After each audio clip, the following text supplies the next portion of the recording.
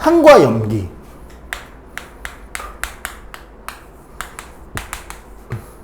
산, 애시드. 그리고 염기, 영어로는 베이스라고 합니다. 이 글자가 여기 딱 안 보이네. 어쨌거나 어쩔 수 없죠. 글 좀 내리자. 조금 내리면 돼.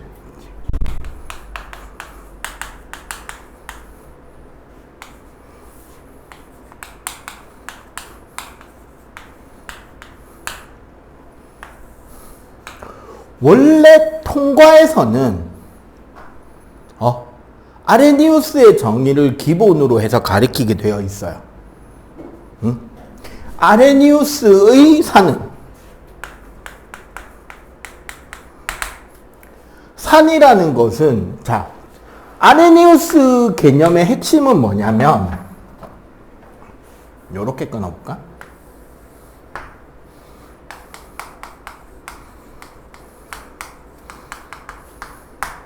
수용액에서가 스타트예요. 이 물질을 녹인 수용액을 만들었을 때 산이라는 것은 H 플러스 이온을 제공해 주는 것을 산이라고 이야기를 하고요. 그러면 염기는 OH 마이너스 이온을 제공해 주는 것을 염기라고 합니다. 근데 요렇게 그냥 자르잖아. 요렇게 싹 잘라버리면 우리가 염기라고 알고 있는 물질 중에 하나가 염기가 안 되는 일이 생겨요. 암모니아입니다. 암모니아는 염기잖아. 우리가 누구나 암모니아 수는 염기성이라고 알고 있잖아. 근데 암모니아 분자 어디에 OH 이온이 있냐? 맞지? 그래서 아레니우스 범위보다 한 발짝 더 넓은 산염기 개념이 필요한 거죠. 그걸 우리는 브랜스테드-로우리 정의라 그럽니다. 원래 통과에서는 여기까지 나오면 안 돼요. 그런데 재밌게도 내가 지금 통과 융합과학부터 통합과학까지 생각해보면 거의 10년째 내가 이 융합과학의 부산 탑을 노리고 지금은 이제 어느 정도 적어도 수업 레벨은 됐다. 명성은 모르겠으나 수업은 그만큼 가르치고 있다고 혼자 자뻑하고 있는 중인데, 학교 선생님들은 99%까지 가르쳤어요. 브랜스테드-로우리 정의는 화학 반응 시라는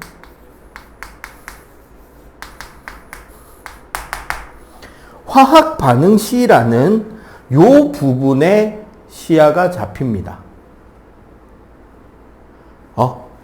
물질이 화학 반응을 할 때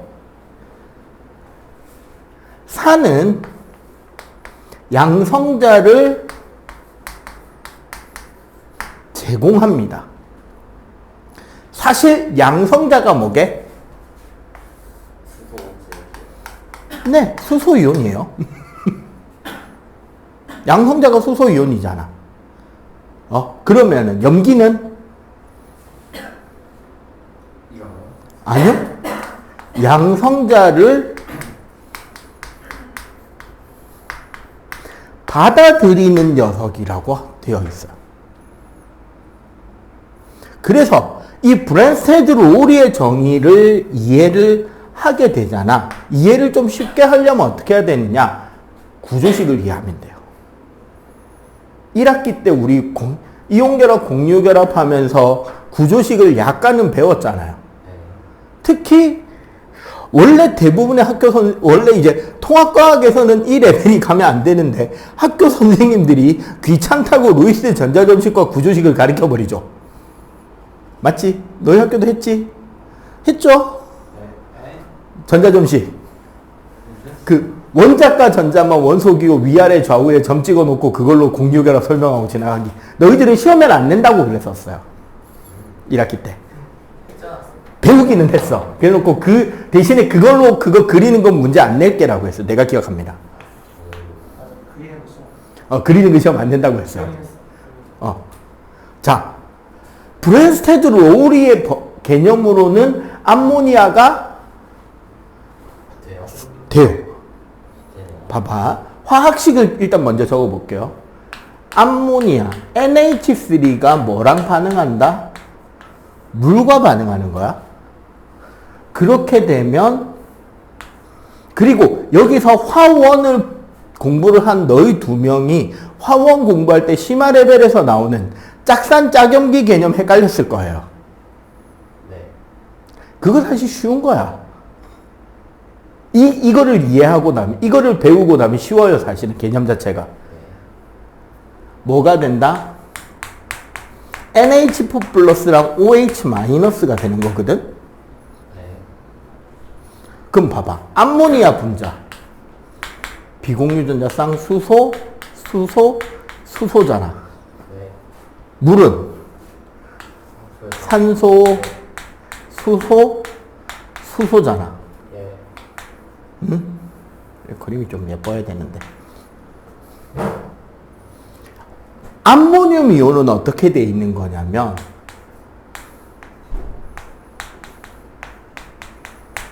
암모니아에 여기 있던 얘 있잖아. 얘가 전자쌍 그냥 그대로 물에 남겨놓고 지 혼자 떨어져 나와서 여기에 붙어 있는 거예요. 양성자 상태로. 결합은 어떻게? 원래 암모니아가 가지고 있던 뭐? 비공유 전자쌍이 있지. 얘를 일방적으로 제공받으면서 결합하고 있는 거야. 나중에 화학2에 가면 배위 결합, 리간드 결합 이러면서 이제 설명해 주게 되는 부분이 이거예요. 비공유 전자쌍을 옥텟이 완성되지 않는 다른 원자나 원자단에게 제공하면서 상호 옥텟을 완성시키면서 결합하는 형태의 결합이 있어요. 이걸 배위 결합이라고 해요. 근데 결합하는 상대를 리간드라고도 하고. 하도 오랜만에 하는 거라서 개념에 조금 오류는 있는데 어차피 내 스타일 알잖아요. 이건 야매죠.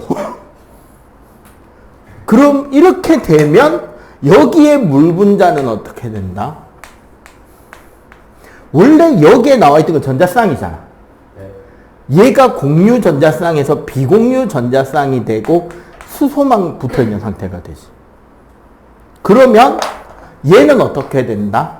전체적으로 따졌을 때 전자 하나가 부족한 플러스가 돼 있는 거고, 얘는 전체적으로 전자가 하나 남잖아요. 그래서 마이너스인 상태인 거야. 사실은 여기가 마이너스잖아. 그럼 봐봐. 요 두 개에서 1로 갔으니까, 그러면 이 암모니아는 양성자를 뭐 했죠? 수소이온을 수용했지, 받아들였지. 물로부터 수소를 받아들였으니까 얘가 염기인 거야. 브랜스테드 로우리의 염기인 거야. 그럼 여기서 물은 수소이온을 제공하는 쪽이 되는 거잖아, 역할적으로. 그래서 얘가 브랜스테드 로우리의 산인 거야. 근데 봐봐. 짝산 짝염기는 뭐냐? 이 반응의 역반응을 생각하면 돼요. 역반응이 되려면 어떻게 돼야 돼? 이제는 이 양성자가 자기 원래 위치로 돌아가야 되는 거잖아. 그러면 이제는 얘가 뭘 해야 된다? 양성자 제공해야 되지. 그러니까 얘가 제공하니까 짝산인 거야. 얘는 양성자를 받아줘야 되죠. 그래서 얘가 뭐가 된다? 짝염기인 겁니다. 물론 통과해서 짝산 짝염기까지 가리키는 화학 선생님이 있으면 때려 죽여야 됩니다. 위험한 학교라서 가르쳐 주는 거예요. 요 주위 학교들. 사직에서 통과 수업할 때 제일 조심해야 되는 3대 학교 중에 지금 2개가 여기 있잖아. 동인. 동인, 용인, 이사벨. 저기 해운대 가면 조심해야 되는 학교. 해고 센 여고 센 놈고. 해강은 아니야. 자, 요렇게 되고요. 사실 이거보다 산염기 개념에서 조금 더 넓은 개념이 하나 더 있긴 합니다. 화투에만 나오는 거. 루이스 산염기. 공유 전자쌍을 제공해서 염기, 그 도움을 받아들여서 산. 으로 이야기를 하는 것도 있는데, 그건 이제 얘보다 더 큰 범위가 되는데, 화원에서도 루이스 산염기까지는 안 갑니다. 현재 교육과정은. 그러니까 여러분들은 어차피 통과 수능이기 때문에 루이스 산염기는 대학 가서 배우세요. 몰라. 고3 때 화학 선택해가지고 화학 반응 쪽을 택하면 배울 수 있을지는 모르겠다. 어차피 그 전공 교과목 선택에 따라서 이수는 해야 되잖아. 자, 요렇게 일단 기본적으로 산이 뭐다, 염기가 뭐다에 대한 이야기를 간단하게 했고, 그래서 그 산의 종류를 크게 이야기 안 하려면, 공통적인 개념을 이야기하려면 산은 그래서 HA라고 씁니다. 대부분의 책에서. 그래서 H 플러스랑 A 마이너스가 된다고 쓰고, 염기는 BOH라고 쓰잖아. 그래서 어떻게 된다? B 플러스 플러스 OH 마이너스라고 쓰게 되는 거죠. 아마 본 적 있을 거야. 문제 풀거나 공부하면서 왜 HA고 BOH인지. 산이 애시드고 염기가 베이스라서 그래요. 일단 여기까지는 개념이 다 필기가 됐죠? 자, 그러면 3부터 각각의 성질들 하나하나 풀어서 이야기를 해보도록 할게요.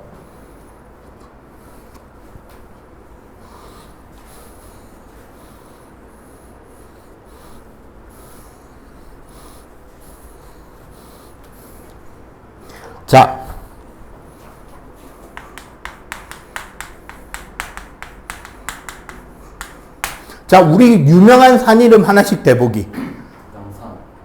북한산 이런 거 혼내려고 그랬는데 다행히 나오네요. 염산. 죽는다. 야, 드립은 내가 쳐야지 너희들이 치면 안 돼. 염산. 또 질산. 탄산. 자, 2개씩은 돼야지. 1인당 2개씩 되기.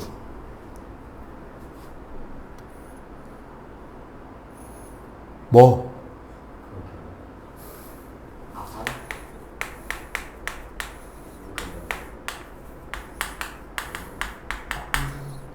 묽은 황산. 묽은 중요합니다. 황산은 산이 아닙니다. 묽은 황산 중요합니다, 이거. 그리고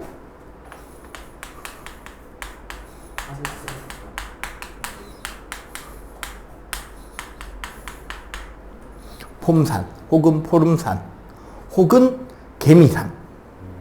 그 베르나르 베르베르 씨가 쓴 개미라는 책에 나오는. 자, 화학식.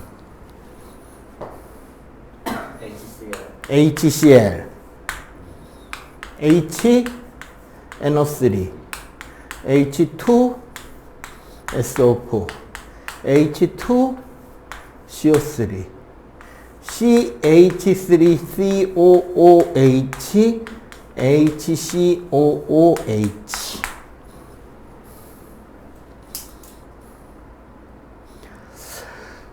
사실 여기를 기준으로요. 위쪽이 강산이고 아래쪽이 약산입니다. 강약이야. 글자가 안 나오네. 자, 여기 강산, 여기 약산입니다. 이온 강산과 약산은 무슨 뜻이냐면 산성이 강하다, 산성이 약하다인데 일단 이온식 전개부터 좀 하고 설명을 들어갈게요. 자, HCl이니까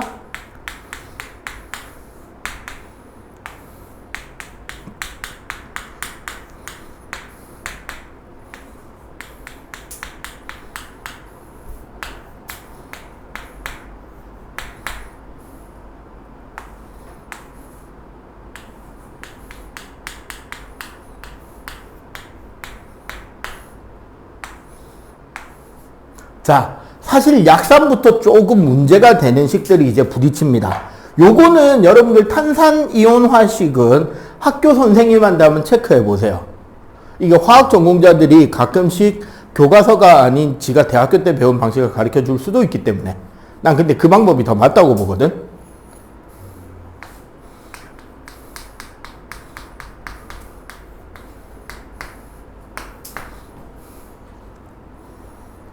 다르죠, 뭔가 식이. 자, 그리고 아세트산과 폼산은 이온화되는 식 자체가 좀 특이합니다. 아세트산 이온화식 알고 있는 사람? 자, H 플러스 CH3COO 마이너스. 그럼 폼산은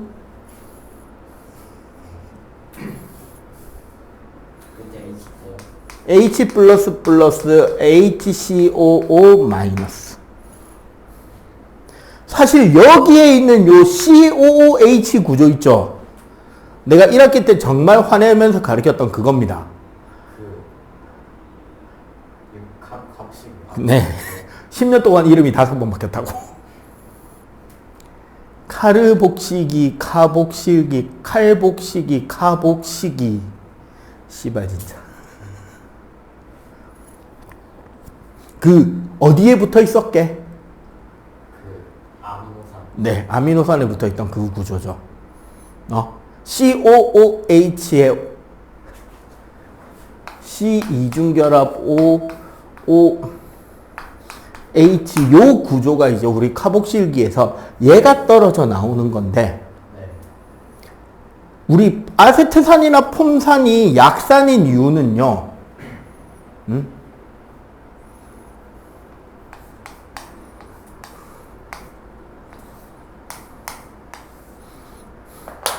야, 요거 요 사이에 무슨 결합이 이루어지면 잘 결합되어 있을 것 같아? 네. 폼산이나 아세트산 같은 카복실산 계열 애들은 작용기에 카복실기 두 개가 서로 반대 방향으로 꼬여져 있는 상태로 이중의 수소 결합으로 붙어버립니다. 이런 상태인데 이 수소를 떼서 수소 이온화시키기가 쉽겠냐 어렵겠냐? 그래서 약산이에요. 그래서 여러분들 그 실제로 이제 화원 옛날식 화원을 공부한 2명은 약간 플러스가 될 거리가 있어요. 그 지금 당장 아니고 이제 내년에 화학 선행을 어차피 하긴 할 거 아니야. 그때 도움 될 만한 걸 이야기해요. 끓는 점 오름이나 어느 점 내림은요. 몰랄 농도라는 거에 의해서 지배를 받아요. 몰 농도 말고 몰랄 농도라고 하나 더 있긴 합니다. 요즘 화원에서는 안 가르치는 것 같긴 하더라. 용매 1kg에 최대로 녹는 용질의 몰수예요. 몰 농도랑 뭐가 같으면서 살짝 다르지. 왜 몰랄 농도가 들어가냐면 온도 차이에 영향을 안 받잖아. 몰 농도 정의는 뭔데? 아니지. 몰 농도는 용액 1리터에잖아. 그럼 열팽창을 하잖아. 용액은. 근데 질량은 바뀌어 안 바뀌어? 안 바뀌니까. 근데 끓는 점 어느 점 내림은 몰랄 농도의 영향을 받아요. 얘는 2몰 때려 박으면 1몰인 척합니다. 근데 강산과 약산은 무슨 차이냐? 예를 들어 얘네들은 어차피 전부 다 공유결합이에요. 요거 중요하다. 얘네들 다 공유결합입니다. 그래서 액체 상태에서는 전기전도성이 없어요. 전해질이 아니라는 소리입니다. 물에 녹으면 이온화돼서 수용액의 전기 전도성은 생기는데 물질 자체의 액체 상태에서는 이온화가 안 돼요. 따라서 전기 전도성이 액체일 때는 없어요. 그 과정에서 아세트산이나 폼산은 이런 구조가 만들어지기 때문에 이온화가 잘 안 되고요. 탄산은 저거 그냥 이산화탄소 물에 녹여놓은 겁니다. 루이스 산염기 개념에서 물의 비공유 전자쌍을 이산화탄소가 수용받으면서 결합해버린 거야.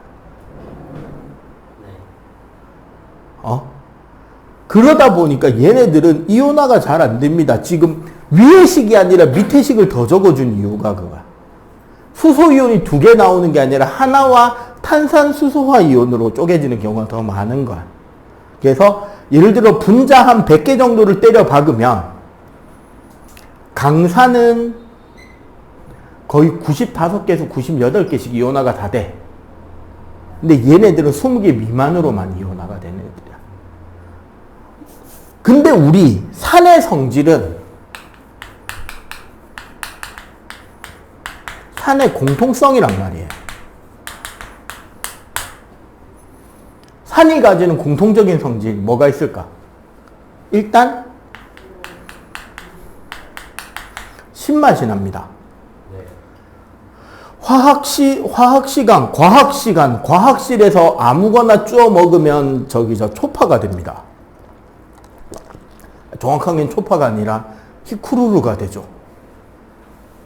단 거 먹고 죽습니다. 이 드립을 이해를 못하는구나.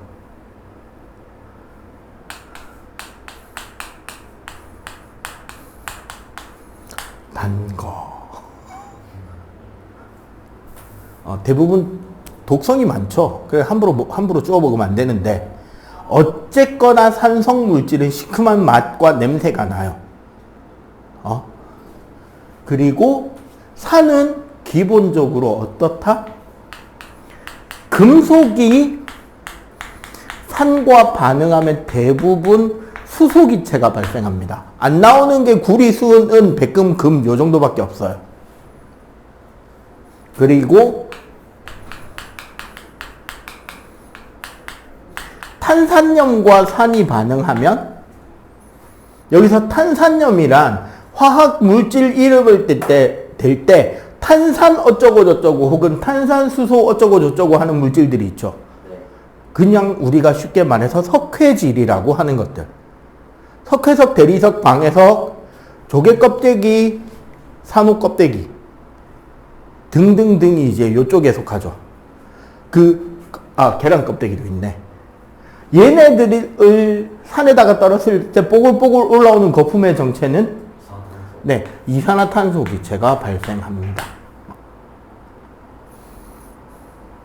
그래서 금속이나 이런 것들을 부식시키고 이렇게 기체를 발생시키는 녀석들이고, 이런 공통적인 성질은, 이거는 모든 산이 다 가지는 공통적 성질이란 말이야. 지시약 색깔 변화는 좀 이따가 이야기할게요. 묶어서. 사실 누구의 성질이냐면 H 플러스 이온이 가지는 성질. 혹은 학교 선생님 중에 일부는 H 플러스 이온이라고 안 쓰고 딴 걸 적어주는 선생님이 있을 수 있습니다. 그 선생님이 더 좋은 선생님일 수 있어요. H3O 플러스라고 적어주는 선생님이 있을 수 있습니다. 같은 겁니다. 분자 구조식 이해할 수 있겠어요? H3O 플러스. 뭔데? 그러니까 어떻게 세 개가 붙는데? 그냥 간단합니다. 물에 비공유 전자쌍 중에 한 군데 얘가 붙어 있는 거야. 요 상태로 존재한다는 거지, 실제 수소 이온은. 양성자 혼자 돌아다니는 일은 사실은 없어요. 요 이온들이 가지는 성질인 거야. 그럼 여기 봐봐.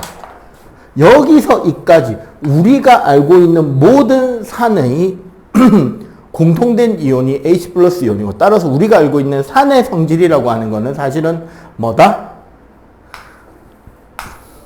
H 플러스 이온 혹은 H3O 플러스 이온이 가지는 성질인 거야. 그 외에 이제 뭐 굳이 좀 더 이야기를 하자면 이제 산들별로 독특한 성질들이 좀 있죠. 염산. 불산과 염산 두 가지는 유리를 녹일 수 있는 성질이 있습니다. 그래서 염산은 유리병에 보관을 안 합니다. 폴리프로필렌이라고 하는 플라스틱 통에 보관되어 있어요. 질산. 질산은 광분해가 됩니다. 빛을 많이 받은 빛에 있는 자외선을 흡수하면 분해가 돼버리기 때문에 질산병은 반드시 진한 갈색 약병 있죠. 그거고 보관도 밖에 꺼내놓으면 안 되고 캐비넷 어두운 곳 안쪽에 깊숙하게 잘 넣어놔야 돼. 그 다음에 황산. 내가 묽은이라 그랬잖아. 과학 관련 유튜버들, 과학 실험이나 과학 관련 컨텐츠를 올리는 유튜버들의 극초반 어그로성 영상으로는 이거만한 게 없습니다. 공터에 수저 놓고 나트륨 던져놓고 튀기. 그리고 설탕 가득 담아놓은 비커에 진한 황산 들이붓기. 황산은 탈수라는 어마어마한 기능이 있습니다. 물을 흡수하거나 1. 2. 우리 결정수라 그래가지고요. 여러분들 그 황산구리 결정 있잖아. 그거 약통에 보면 실제로 CuSO4.8H2O 적혀 있단 말이에요, 보통. 황산구리 결정. 이건 무슨 소리냐면, 얘가 결정수라 그래가지고, 황산구리 이온 결정이 뭉쳐질 수 있도록 하는 물이 이미 포함되어 있는 거야, 결정 내부에. 이런 걸 결정수라 그러는데 이런 거에 수분을 흡수하는 것도 모자라서 설탕이나 포도당 분자, 우리 포도당 분자 구조 기억하죠? 탄소가 육각형 이루고 있는데 탄소 하나에 하나는 수소, 하나는 수산화기 붙어 있잖아. 이거 물이에요, 아니에요? 진한 황산은 여기서 얘 떼고 여기서 얘 떼서 너희 둘이 합치니까 물이네 꿀꺽을 할 수 있는 놈들입니다. 그렇게 해서 물이네 꿀꺽하고 하면서 열을 내고 남는 게 뭐만 남아? 그래서 숯덩어리가 이렇게 확 부풀어 오릅니다. 설탕에다가 진한 황산 부으면. 그거를 흡습을 넘어서는 탈수성이라 그래요. 사실 우리 아미노산의 결합에도 탈수 축합이었죠. 왜 해저 열수구에서 생명이 탄생했는지 아시겠어요? 아미노산이 단백질을 결합하려면 탈수 축합 반응을 누군가가 해줘야 된단 말이에요, 초반에서. 화산이 터지면 뭐가 나오죠? 그렇다고 추정하는 겁니다, 지금 현재 과학자들은. 그래서, 근데 문제는, 왜 묽은이냐? 진한 황산의 물질의 페이즈, 즉 상태는 액체입니다.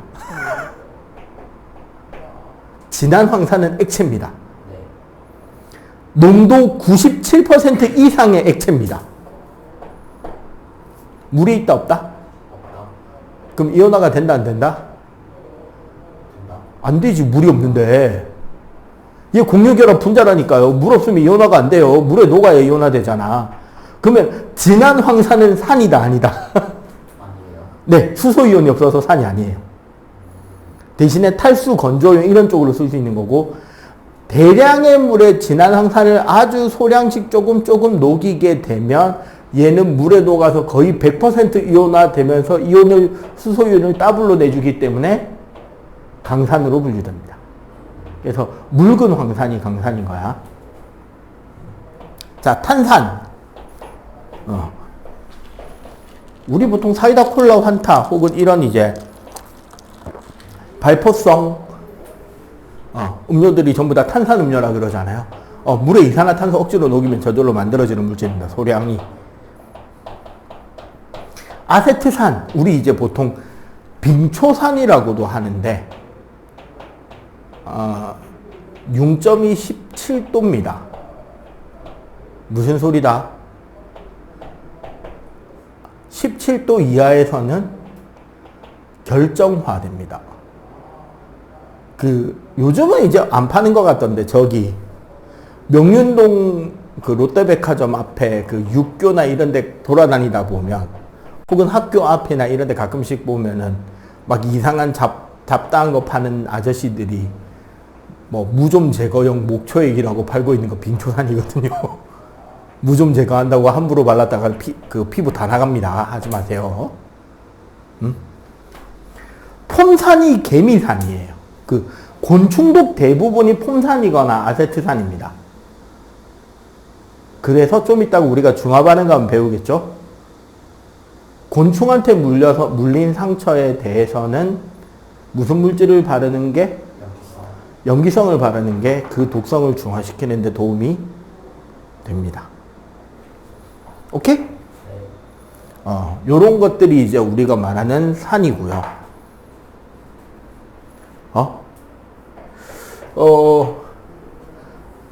염기도 한번 바로 해볼까요?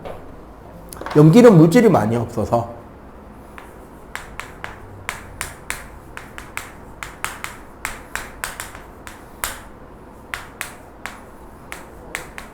수산화 나트륨, 수산화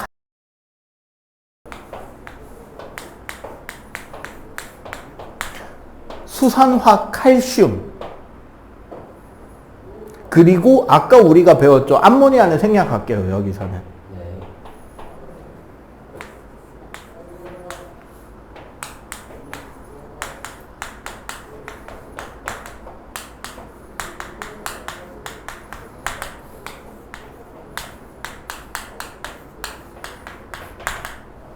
자, 염기성은 딱 봐도 뭐가 공통이온이다? 수산화 이온이죠. 염기성은 이온결합 결정입니다. 얘네들은 이온결합이에요. 산은 공유결합이었지만. 수산화 나트륨하고 수산화 칼륨 둘 다 비누 만드는 재료입니다. 염기성의 성질은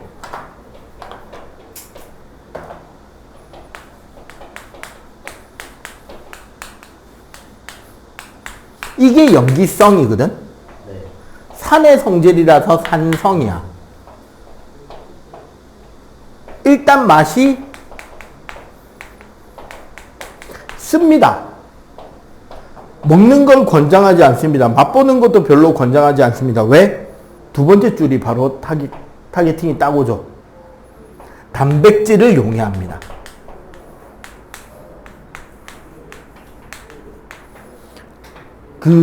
비누로 세수하거나 손 씻으면 어때요? 표면이 부들부들해지죠. 미끌미끌해지지. 네, 녹은 겁니다. 실제로 우리 피부에는, 우리 눈에는 안 보이지만 표피라 그래서 이미 죽은 세포층이 한 몇 겹이 둘러싸여 있고 그 사이에 라이소자임이나 이런 여러 가지 면역 효소들 덕분에 면역 체계 벽이 되는데, 우리가 때 뺏긴다고 너무 빡빡 밀어서 죽어있는 표피 조직, 이제 죽은 세포들 껍데기 다 벗겨버리면 오히려 이제 문제 생길 수 있는 게 그거고. 그렇다고 너무 안 씻으면 거기에 세균 번식해가지고 탈나겠죠. 적당히 벗겨내는 게 좋은데, 기본적으로 단백질을 용해하는 성질이 있어요. 그래서 옛날 코로나 때 열심히 손 씻어라 했던 게 괜히 그런 게 아닙니다. 보통 이제 이런 비말성 감염체들은 실제로 비말로 바로바로 날아가서 들어가는 경우도 있지만, 어느 물체에 묻어있고 그거를 우리가 손으로 만져서 손에 묻고 내가 음식을 섭취하거나 그러면서 타고 들어오는 경우가 더 많기 때문에, 손만 비누로 깨끗하게 잘 씻어줘도 어떻게 된다? 많은 세균은 어차피 주성분 뭐예요? 네. 녹여서 죽일 수 있다는 거죠.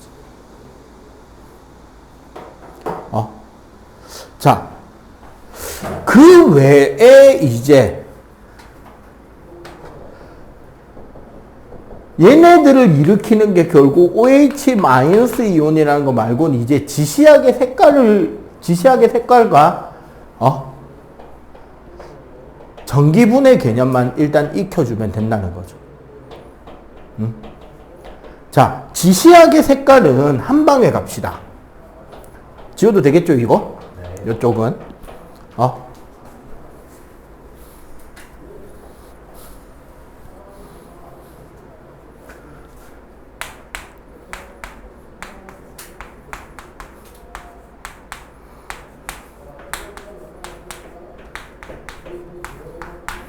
요렇게 해서 외우세요.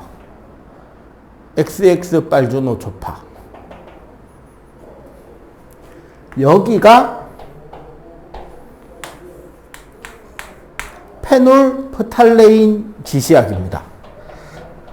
지시약이라고 하는 것은 산성, 중성, 염기성일 때 결국 뭐냐면 그 지시약의 물질과 지시약 수소이온이 결합한 상태와 분리된 상태에서 색깔이 다르게 나타나기 때문에 나오는 색 변화로 산성도를 확인할 수 있는 게 지시약이란 말이야. 페놀프탈레인 용액은 염기성에서 빨간색을 보이는 지시약입니다. 그러니까 염기성을 검출할 때 많이 쓰겠죠. 그리고 메틸레드 혹은 메틸오렌지라고 부르는 지시약입니다. 산성일 때 빨간색이 됩니다. 근데 중성일 때는 주황색이라기보다는 거의 노란색이라고 인식하는 게 좋아요. 좀 이따 왜 그렇게 되는지 밑에 설명할 거고요. 그리고 여기에 사실 가장 많이 쓰는 지시약이 되겠네요. 브로모, 티몰, 블루. BTB입니다. BTB는 산성에서 노란색, 중성일 때 초록색, 염기성일 때 파란색이 되고 가장 무난하게 쓰기 좋아요. 살짝 원래 통과해서 나오지 않지만 pH 개념을 좀 알고 갑시다. 자, 로그 알죠? 로그.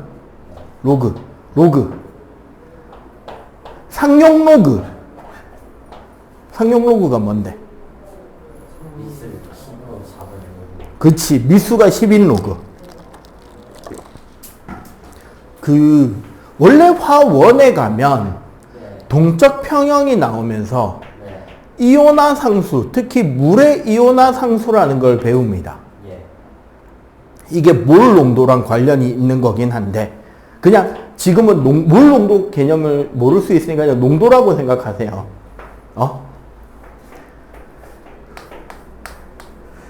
증류수를 놔둬도요. 아무것도 아닌 증류수를 놔둬도 이 증류수는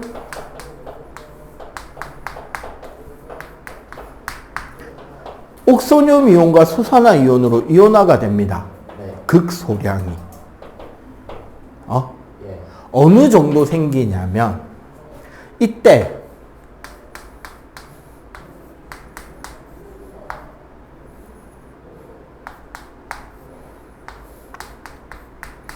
요 대가로 치는 거 있잖아. 어떤 화학식에 대갈호를 치는 거는 그 물질의 몰 농도를 의미합니다. 농도인데 요 두 개 농도의 계산값이 10의 마이너스 14승 언제 25도 C 기준이 나오게 돼 있어요. 근데 봐봐. 중성인 물에, 이게 중성인 물, 그러니까 물의 이온화에서 중성이 아니더라도 25도 C의 물은 이 두 개 값의 곱이 무조건 10의 마이너스 14승이 나오게 돼 있어. 내가 산을 더 때려 박든 염기를 더 때려 박든 저절로 이 값은 고정이 되게 돼 있어요. 그래서 그 두 개의 농도가 곱이 10의 마이너스 14승인데 중성이라면 어떻다는 소리야? 중성인물이라면 얘 농도랑 얘 농도는 1대1로 생길 거니까 똑같은 개수일 거 아니야. 네. 그러면 이때 중성이라면 H3O 플러스 이온의 농도랑 OH 마이너스 이온의 농도가 같으니까 얘가 10의 마이너스 7승이 될 거잖아. 맞지? 네. 이때 우리가 소위 말하는 pH랑 pOH는 뭘 의미하냐면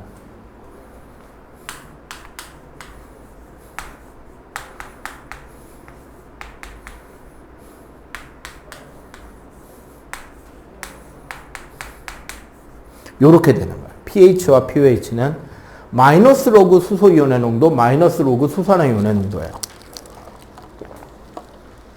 그러면 얘가 중성이라면 둘 다 얼마가 나올 거다? 10의 마이너스 7요. 그치.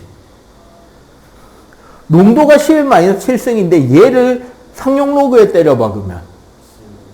네, 마이너스 로그니까 pH도 7, pOH도 7이 되겠지. 네. 그리고 이게 로그 함수이다 보니까 pH 1 차이는 수소이온 농도 몇 배 차이다? 10배. 10배. 이 차이는? 100배. 그치. 이것만 이해해주면 화원의 산연기도 어느 정도 커버가 되는 거거든. 자.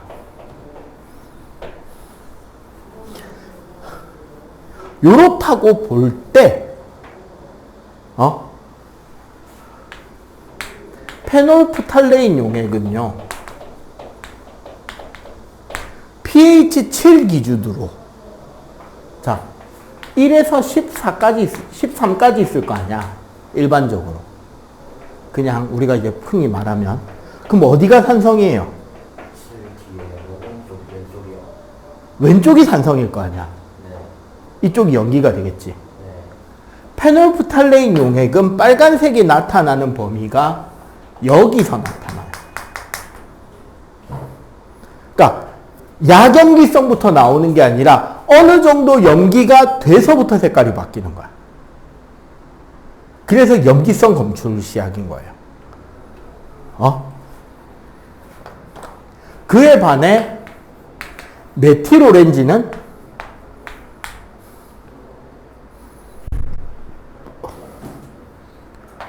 어디가 빨간색이 나온다? 여기서 빨간색이 나오는 거야. 그러면 요 나머지는 뭐가 나온다? 노란색으로 존재하는.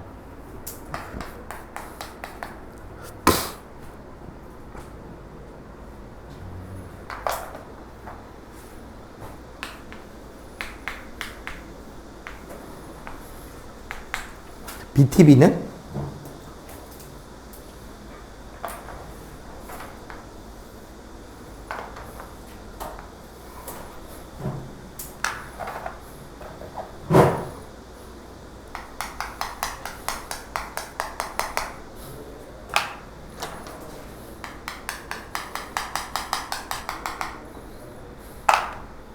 약간 요런 느낌?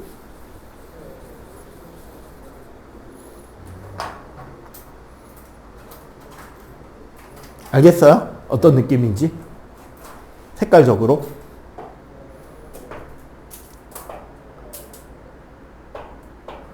오케이? 그리고 우리가 초등학교 때부터 많이 쓰던 리트머스는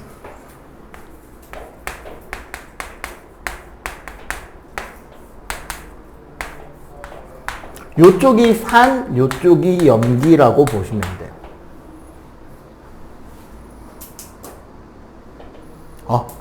그러니까 산성 용액은 푸른색 리트머스를 빨갛게 바꿔줄 수 있고, 염기성 용액은 빨간 리트머스 용액을 파랗게 바꿔주는 거지.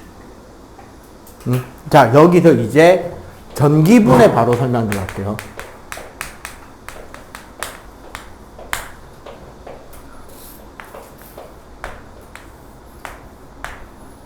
자,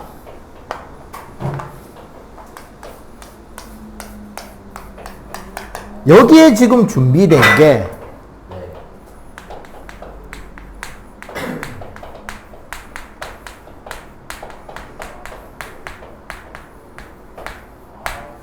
푸른색 리트머스 종이에 KNO3 질산칼륨 용액을 전해질로 뿌려 놓은 겁니다. 네. 일단 질산칼륨은 중성 pH 7인 물질이니까 그냥 푸른색 그대로 유지가 되고 있겠지. 네. 여기에 염산을 적신 실을 떨어뜨리면 요 실이 닿은 부분이 약간 빨갛게 색깔이 번질 거 아니야. 맞지? 자, 여기 염산을 떨어뜨렸다는 말은 여기에 이제 무슨 이온이 추가가 된 거다? H 플러스랑 Cl 마이너스. 그리고 오늘 중요한 등장인물은 아니지만 K 플러스랑 NO3 마이너스도 존재하겠지. 얘 요쪽에 전지의 플러스 극을 요쪽에 전지의 마이너스 극을 연결하는 거예요. 그냥 되게 단순하게 이거 생각하면 돼. 저기 사직 야구장 앞에 광장에 널찍한 공간에 양쪽 끝에 한쪽에 남자 아이돌 한쪽에 여자 아이돌 프리어그 행사가 진행된다고 합니다. 어디로 뛸래?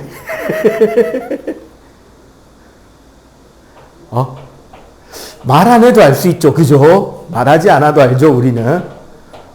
거기서 여자 아이돌로 뛰는 여학생 있겠냐? 저기 BTS 진하고 뭐 RM하고 쭉 와서 있는데, 아니면 뭐 권은비 카리나하고 쭉 뭐 안유진 다 서 있는데 남자 아이돌로 뛰는 너희들 친구가 있으면 석천이 형을 의심해봐야 되는 현상이 생기는 거잖아. 이온도 똑같아요. 플러스 극이 있으면 그쪽으로는 무슨 이온이 뛰는 거야? 마이너스요. 그치? 플러스 극 쪽으로는 마이너스 이온들이 뛰는 거고 마이너스 극 쪽으로는 무슨 이온이 뛴다? 플러스요. 플러스 이온이 뛸 거 아니야. 이때 붉은색이 어느 쪽으로 퍼진다? 붉은색 마이너스요. 네. 얘가 붉은색을 만들고 있는 그 주 물질이잖아. 그래서 붉은색이 마이너스 쪽으로 퍼져나가게 되는 거예요. 그러면 똑같은 시스템으로 한 번 더. 그럼 이번에는 뭐?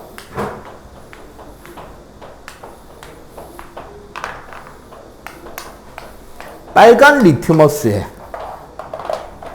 아이고 다리야. 자, 빨간 리트머스에 KNO3 전해질 똑같이 놓고 암모니아 수를 적힌 실을 깔았어요. 예.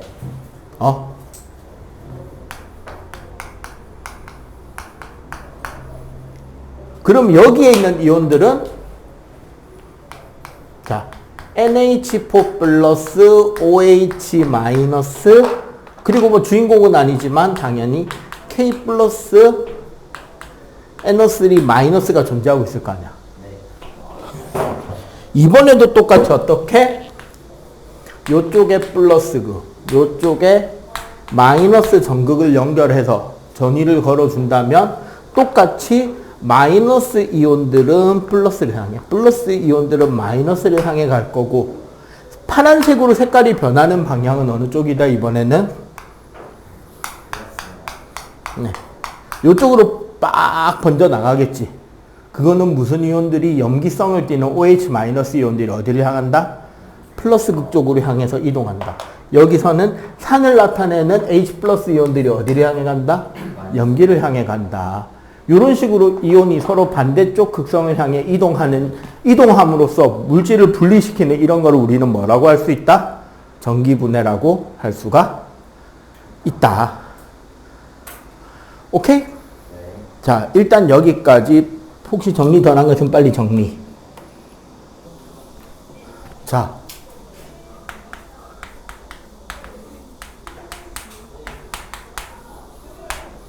중화 반응이란 산과 염기의 반응으로 물이 생기고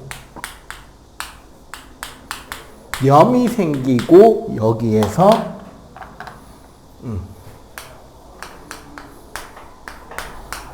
에너지 방출이 됩니다. 보통 열이 나죠. 자, 일단 여기서 그 실제 반응에 참여하는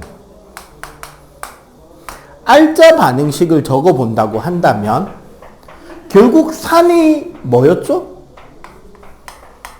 H 플러스 혹은 H3O 플러스잖아. 얘가 뭐랑 반응한다? 염기 OH-와 반응해서 H2O 혹은 2H2O가 될 거고, 맞죠? 이 과정에서 뭐가 생긴다는 소리라고? 열 에너지가 생긴다는 이야기잖아. 자, 반응 비율 몇 대면? 1대1. 네. 1대1. 선생님, 염이 뭐예요? 염이란?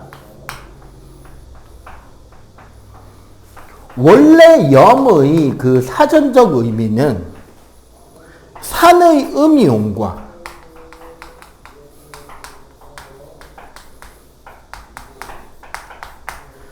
염기의 양이온의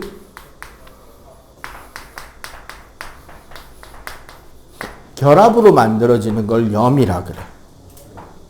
근데 쉽게 그냥 좁은 의미에서는 딱 이렇게 규정되어 있는데 넓은 의미로 따지면 그냥 뭐다?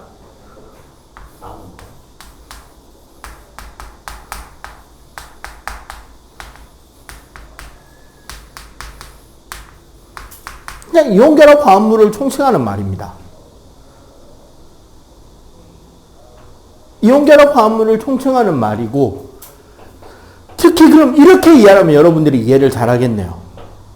불용성염 혹은 난용성염. 무슨 소리다 한자를 번역해보면? 불용성 혹은 난용성. 네, 물에 녹지 않는 염을 뭐라고 부르게요? 두 글자로? 네, 앙금이라고 하는 겁니다. 그럼 이제 그 정체를 알겠죠? 왜 여기서는 그러면 알짜 이온에 안 들어가느냐? 구경꾼 이온이라서 그래. 앙금이 되면 알짜 이온 반응식이라고 써줄 수 있는데, 중화 반응에서 나오는 것 중에 앙금은 탄산, 수산화 칼슘하고 황산이나 탄산의 반응 아니면 앙금이 안 생겨요. 그리고 잘 생각해봐. 현행 수능, 그러니까 15계정 수능 기준 중화 반응에서 앙금 생성 반응을 동시에 하는 반응은 다루면 안 된다고 한국 교육과정평가원에서 내려오는 교육 지침서에 기록돼 있어요. 그러니까 앙금이 생기는 건 우리가 걱정할 필요가 그렇지 없다는 거죠. 자, 중화 반응은 이렇게 1대1로 반응이 일어나게 되고, 그래서 실제로 우리가 문제들을 볼 때 중화 반응을 문제를 볼 때 중화 반응하는 패턴은 두 가지가 있어요. 첫 번째 패턴은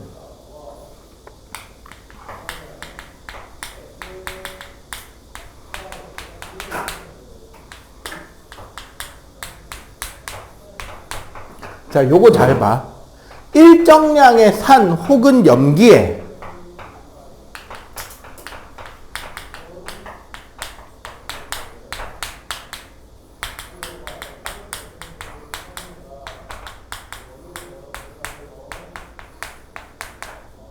소량의 염기 혹은 산을 반복해서 투입하는 경우.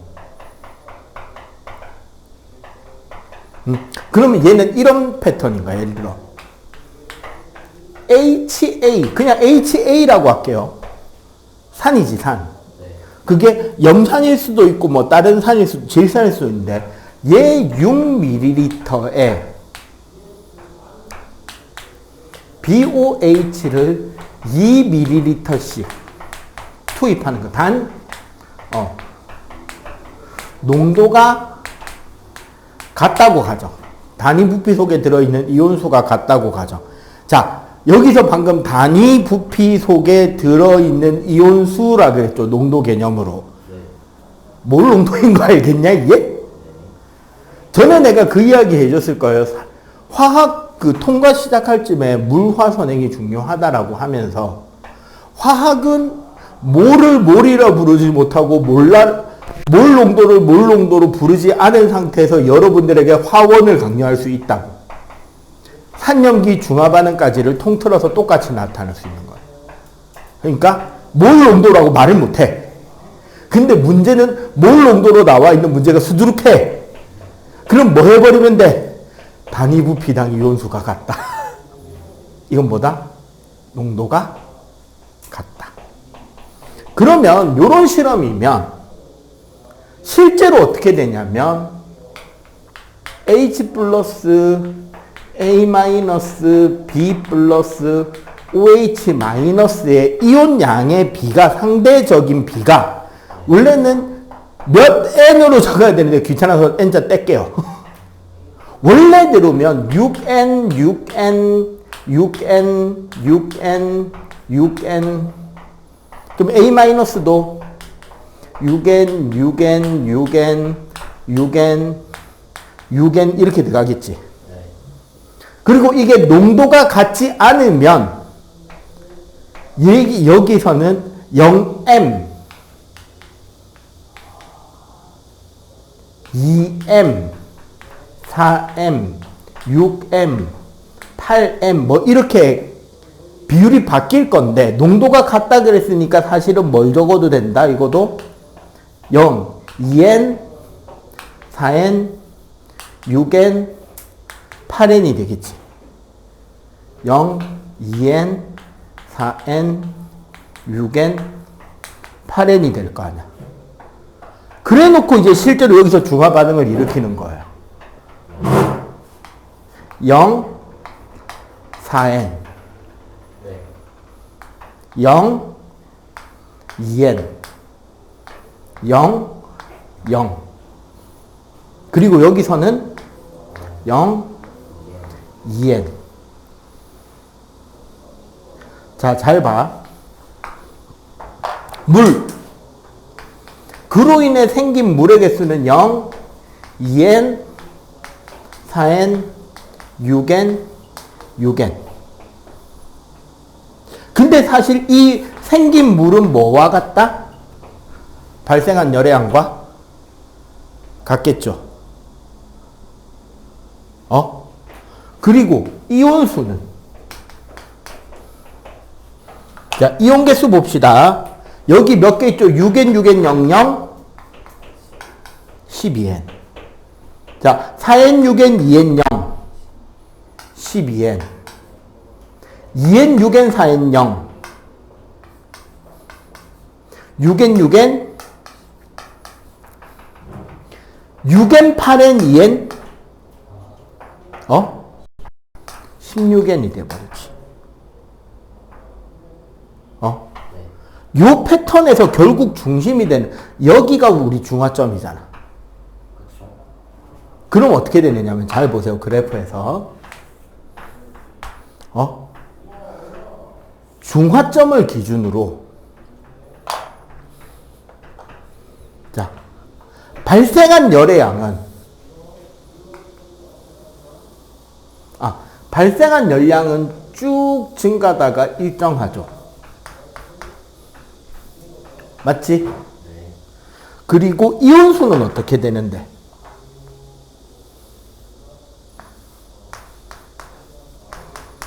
요렇게 되잖아. 그런데 이 열의 양에 영향을 받는 온도 그래프는 요렇게 나타나요. 왜냐하면 발생한 열의 양은 같은데 실제 용액의 양이 늘주고 있죠. 그럼 물이 어떻게 되는 온도가 식겠지. 그리고 이온수의 영향을 받는 요인이 뭐가 있냐면 전기전도도입니다.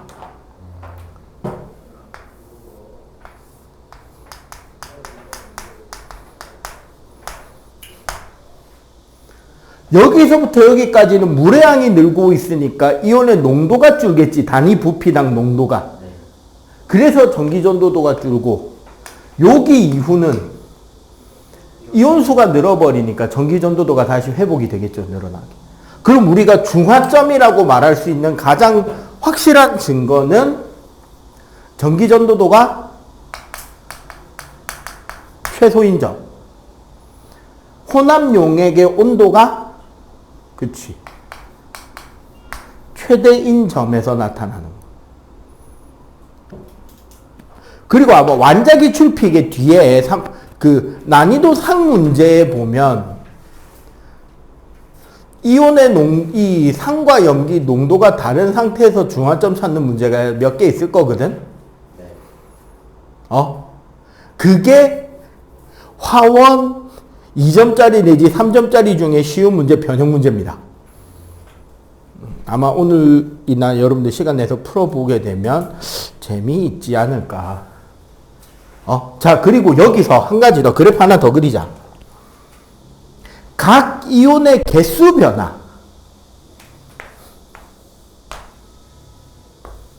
여기가 중화점을 기준으로. 잘 보세요.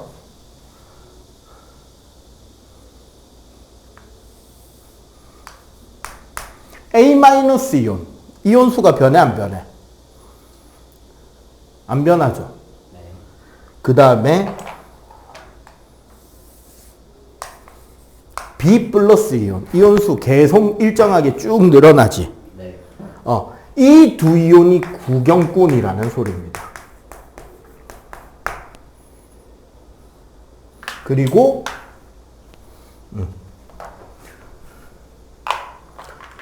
여기서 이렇게 처박히는 이온. H 플러스 이온. 여기서 이제 이렇게 올라가는 이온. OH 마이너스 이온. 그래서 이론적으로 중화점에서는 네. 아까 그 동적 평형에서 이온화 상수 개념을 통과해서는 원래 적용 안 시킨단 말이야. 네.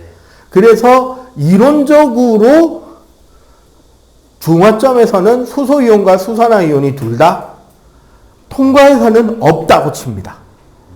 하지만 이온수가 없지는 않죠. 이온수 총합은 중화점까지 일정하다가 중화점 이후에 증가한다는 걸 이해를 해야 돼요.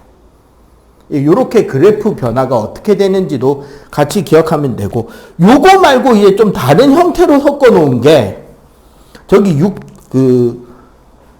한 가지 패턴이 더 있긴 합니다. 근데 그거는 실제로 우리가 문제 풀 때 유의미한 문제가 잘 안 나와서 어떻게 섞는 방법이 있냐면 요쪽 거 지워도 되겠죠? 네. 다른 패턴으로 섞는 거는 이겁니다. HA를 2, 4, 6, 8, 10, BOH를 10, 8, 6, 4, 2로 섞는 경우. 당연히 여기가 중화점이겠죠. 네. 농도가 같다고 친다면. 네. 근데 그 중화 반응이 일어난 숫자를 생각해 보면 어떻게 돼? 2, 4, 6, 4, 2죠. 네. 이온을 따져보면 여기서 이온 따지면 자 2, 10, 10에서 이거 빠질 거 아니야 8. 네. 그럼 여기 몇 개예요 이온수? 20. 여기는 자 4, 4, 8, 8에서 얘 4 남을 거 아니야. 네. 그러면 4, 8, 4니까 몇 개야? 16이요. 그럼 여기는 저절로 12요. 여기는 16. 여기는 20. 자 그래프 자체가 딱 대칭이 이쁘게 나오겠지. 이거는 크게 의미 있는 게 아니에요. 어차피 중화점에서 중화 반응을 가장 많이 일으켰다. 대신에 얘는 혼합 용액의 양의 차이가 생긴다 안 생긴다? 안 생기죠. 혼합 용액도 똑같잖아. 그리고 이때 중화 반응으로 만들어진 물의 양은 매우 적다라고 가정합니다. 알겠어요? 그러니까 중화 반응으로 생기는 추가적인 물의 양은 없다고 치고 계산시킨다고. 농도나 이런 것들 그래프들 때문에. 그래서 실제로 만약에 문제가 나온다면 이 유형보다는 이 유형이 될 거고, 근데 여기서 이제 실제로 문제를 풀다 보면 아래 위에 농도가 다를 경우는 어떻게 해야 되느냐? 중화점인 지점이나 이온 개수 변화 등으로 그 혼합 용액의 액성이 산인지 중인지 염기인지를 가정하고 판단해서 시간 노가다를 좀 하는 문제가 나온다는 거지. 예, 소위 옛날, 그러니까 현행 그 15계정, 너희 위에 학년들, 15계정 화학원 중킬러 시간 노가다 문제 형태가 통과해서 킬러 문제로 나올 수가 있어요. 지금 완자 기출필기에 그 문제가 있거든. 난이도 상으로. 알겠어요? 네. 자, 그리고 이제 이 반응 자체를 넘어가고 나면 중화 반응의 예시들이 나옵니다. 응?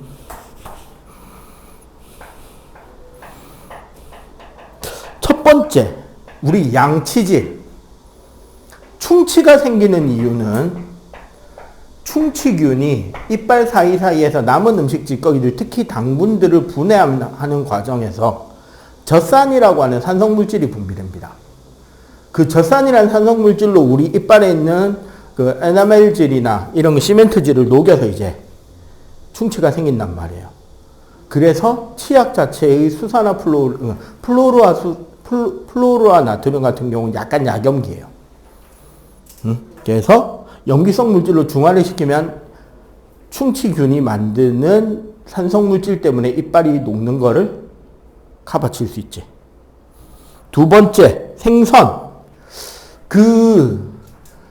누구지? 옛날에 어떤 연예인 부부가 하는 부업 중에 유명한 김밥 프랜차이즈가 있었죠. 마약 김밥이라고.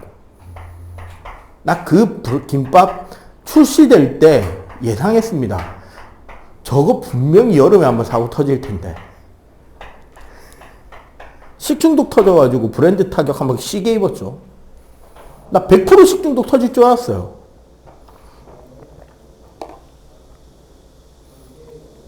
그 김밥의 특징이 뭐냐면 사진을 보면 김밥에 노란색이 이만큼 들어있어. 단무지가 아니라 계란 지단 다진 거를 엄청나게 넣어주는 김밥이었던 거야. 맛있지 당연히. 계란 지단을 그만큼 때려 박아주면 단백질에다가 건강 밸런스도 좋을 거 아니야. 대신에 그걸 그만큼 때려 박으면서 단무지를 빼는 거예요. 대신에 비싸게 받는 거지. 프리미엄으로. 근데 김밥에 왜 단무지를 넣게? 이걸 이해 못한 거야. 그 브랜드의 초기에. 그럼 다른 이야기 해볼까? 초밥은 원래 일식집, 초밥집에 앉아서 먹는 식사였을까요? 일본 초밥은 원래 여행용 도시락에서 출발하죠. 왜? 음식을 부패시키는 부패하는 이유는 결국 음식에, 특히 고기나 이런 거에 그 단백질을 분해하는 과정에서 맛있는 물질이 만들어지고 우리 몸에 좀 더 유용한 물질이 만들어지는 걸 우리는 숙성과 발효라고 하고요. 우리 몸에 해가 되는 독성 물질과 비린내가 만들어지는 거를 우리는 부패라고 합니다. 우리나라의 안동 강고등어는 극의 타이밍까지 간 고등어입니다, 사실은. 원래 고등어 되게 빨리 상합니다. 그 등푸른 생선들 공통점이 그거예요. 빨리 가요. 근데 안동은 내륙지방이잖아. 옛날에 생선 장수들은 얼음을 지고 다녔을까요? 그 귀한 얼음을? 그러니까 그냥 고등어를, 이제 뭐 반쯤 말려가면서 들고 가는 동안 거의 썩어 비틀어져 가는 거지. 그래서 그런 장기 보관용을 위해서 어떻게 해버리냐면 소금에다가 묻어버려요, 생선을.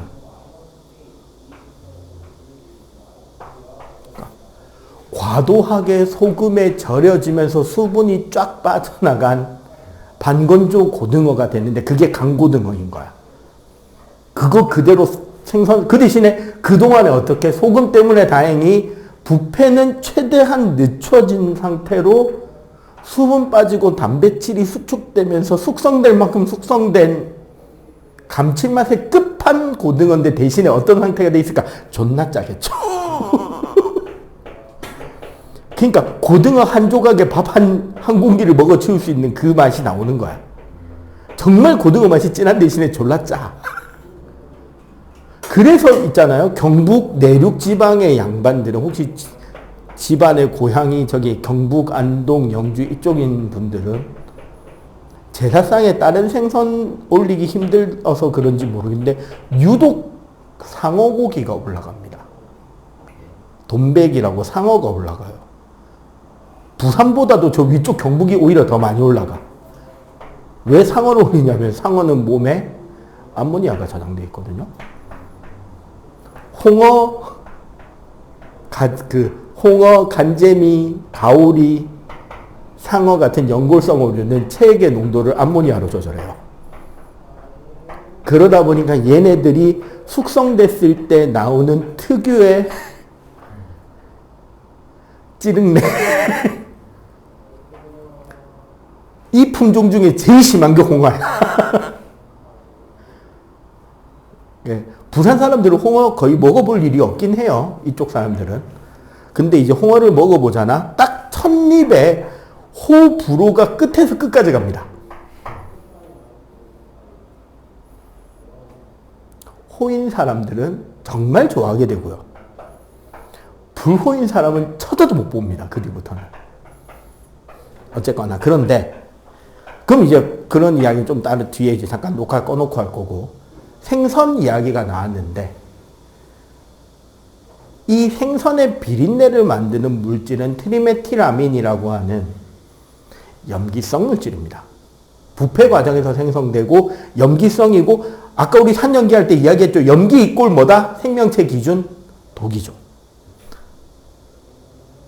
그래서 쓴맛이 나고 비린내가 나고 우리 몸에서 구토를 유발하고 거부하게 하는 거야. 먹으면 안 되니까. 염기성 물질이랬죠? 네. 그럼 뭐를 좀 뿌려주면 그 물질이 없어질까요? 다른 물질로 바뀌어. 네. 내가 절대 다시는 안 가는 횟집이 몇 군데가 있어요. 그 부산 특유의 초장집 시스템. 바로 밑에 있는 어시장에서 내가 살아있는 물고기 모가지 치는 걸 보고 그 물고기 비닐봉지를 내가 들고 가거나 횟집 아줌마가 들고 그 물고기 판 아주머니가 들고 횟집에다가 가져다 주면 횟집에서 회 썰어주고 그 상차림 세팅 해가지고 세팅비 받는 그런 횟집들이 밀락동이나 가면 많잖아. 여러분들도 부모님이 가끔씩 진짜 생선 좋아하시거나 낚시 좋아하시는 분들은 횟집 가서 그냥 모듬해 주세요 하는 게 아니라 밑에 가서 물고기부터 고르는 거를 본 적 있을 거 아니야. 분명 그렇게 해서 올라가는 회인데 첫 번째 포인트. 유독 회 살의 맛이 쫄깃하기보다는 감칠맛이 느껴지면서 부드럽게 풀어지는 회. 이거 숙성회거든요. 원래 소고기고 돼지고기고 물고기고 죽고 나서 일정 시간이 지나야 단백질이 각종 미생물에 의해서 분해돼서 아미노산이나 이노신산 같은 맛성분이 생겨서 맛있어지는 거야. 이걸 숙성이라고 하거든. 근데 난 방금 돌아가신 분 잡아왔잖아. 우린 부산 사람들이 좋아하는 그 화로회의 맛은 쫄깃함이 생명이죠. 쫄깃함을 의학적 용어로 뭐라고 하는지 압니까? 사후경직이라고 합니다.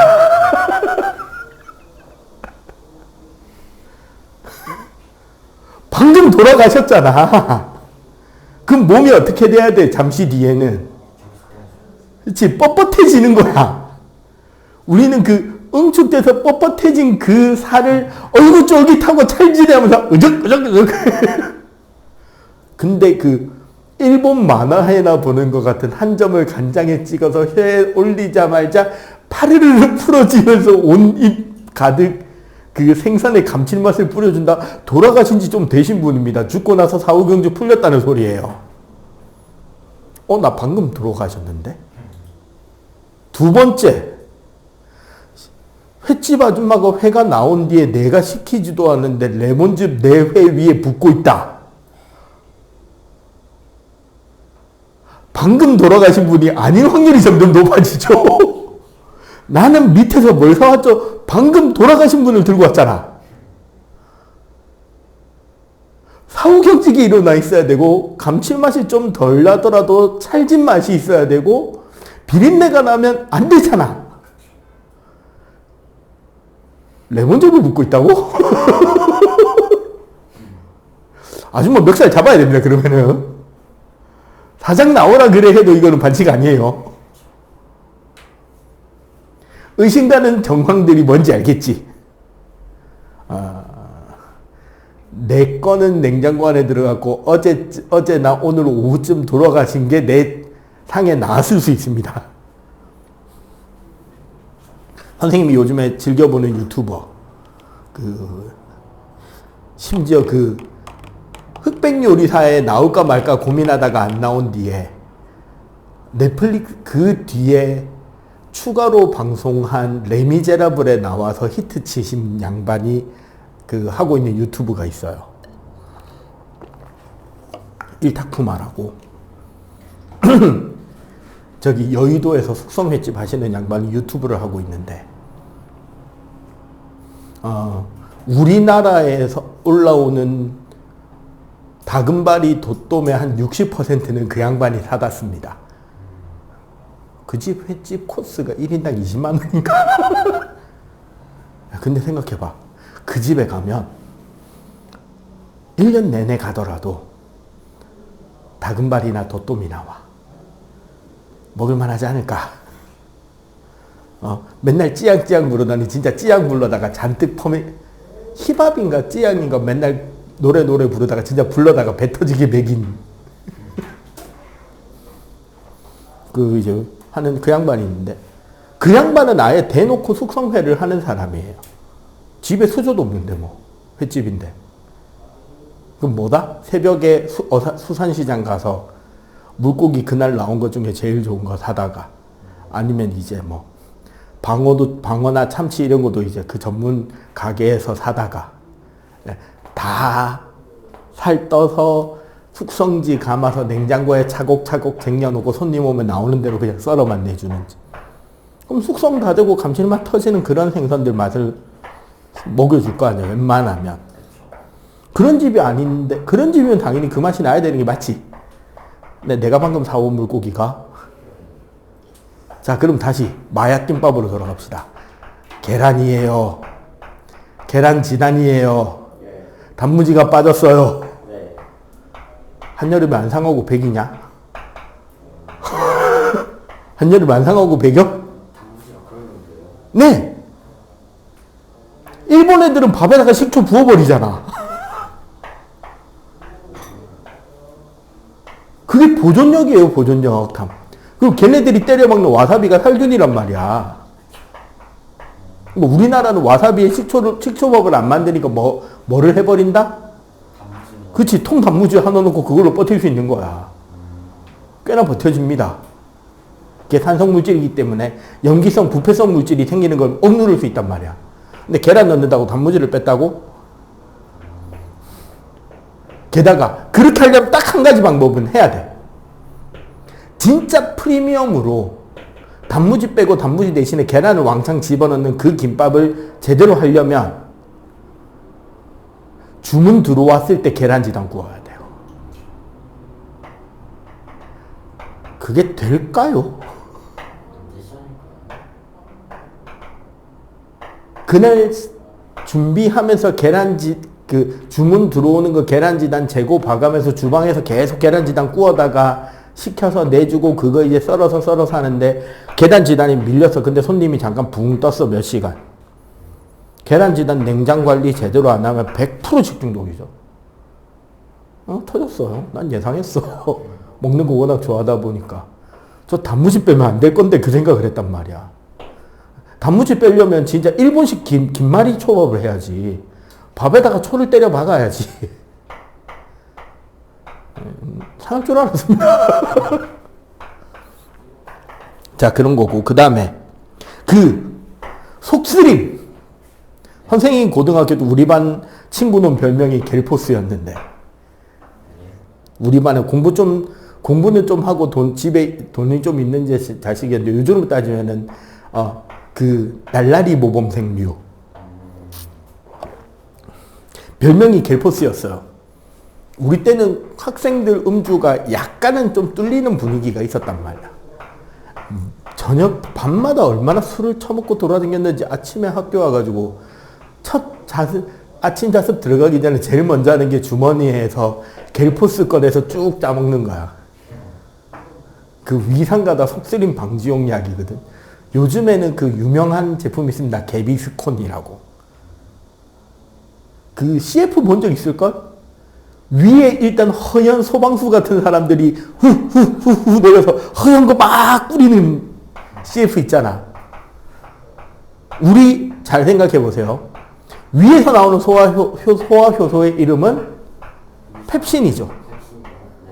펩신의 역할은 단백질을 녹입니다. 위는 뭐로 돼 있죠? 근데 왜 안 녹아? 네. 점막 우리 위액과 함께 분비되는 점액이 위벽을 보호해주고 있는데 문제는 이 보호액이 알코올에 녹아요. 그러면 이제 여러분들의 부모님들 이걸 이제 좀 좋아하시는 분들은 밤새 이걸 달리시고 아침에 들어오면 위 점막이 평소보다 얇아져 있겠지. 그 상태에서 아스피린 먹으면 돼지는 게 그거야. 아스피린 그러니까 살리실산, 아세트살리실산 혹은 살리실산의 유일한 부작용은 위벽에 빵꾸가 나. 원래 버드나무 껍질로 만든 해열 진통제가 아스피린이거든. 원래 그 버드나무 껍질에서 그냥 바로 뽑아낸 약효를 쓰면 너무 그 독성이 강해서 즉 위벽에 빵꾸가 너무 심하게 나서 그 부작용을 줄이겠다고 그 살리실산이라는 물질을 아세트산과 반응시켜서 만든 아세틸살리실산, 현재의 우리가 아스피린이라고 부르는 약제가 나온 거야. 우리 어릴 때만 해도 만병통치약처럼 썼습니다. 집에서. 요즘에 집에 타이레놀 있는 거 이상이야. 타이레놀은 진통 해열만인데 얘는 소염도 돼. 해열, 진통, 소염 다 돼. 그 대신에 타이레놀은 부작용이 없습니다. 사실 엄청나게 많이 먹어서 간에 부담 가는 거 말고 사실상 부작용도 없고 내성도 없어요. 아스피린은 근데 좀 있어. 그리고 아스피린의 부작용은 더 심각하죠. 위에 빵꾸가 납니다. 특히 아버지들이 술 드시고 오셔서 그 다음날 아침에 두통 있다고 먹으면 돼지는 거야. 위 내벽 보호벽이 얇아진 상태에서 아스피린 먹으면 가는 거예요, 진짜. 요즘은 이제 타이레놀로 바뀌거나 아니면 이제 위액 보호용 약제들이 따로 있죠. 그렇게 위벽이 약해졌는데 그 다음날 아침에 이제 밥 들어올 때 됐다면서 사람의 몸은 위액 분비를 미리 하죠. 그러면 어떻겠냐? 속쓰리겠지.